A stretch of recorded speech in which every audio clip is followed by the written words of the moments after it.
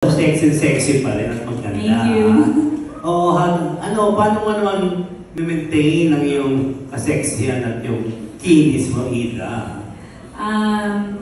Actually, wala akong exercise kasi meron pa akong maliit. Okay. 6 years old. So, hindi ako masyado nakakalis ng bahay.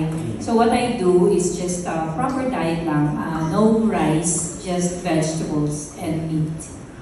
Anong masasabi mo sa mga kasama mo rito sa episode? Actually, yung mga baguhan, Ida. Parang mga anak ko sila. Siyempre, di ba? Hindi ka naman dati nun, simple-simple ka lang ngayon, di ba? Iba na yun ngayon, di ba? How do you treat them? Paano mo sila sinasabihan ng trabaho nila? Yes.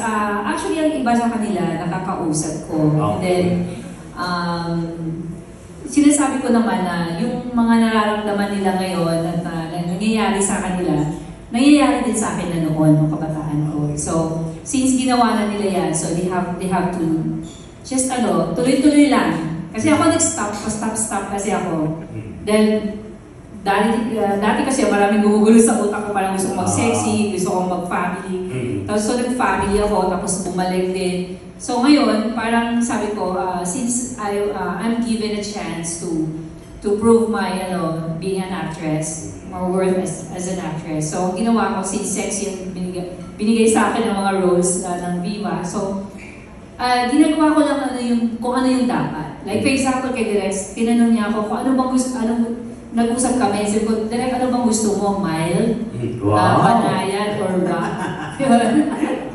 Yes, sabi niya, rock daw gusto niya. Yun, binigay ko naman. Sana natuwa kayo. Hindi ba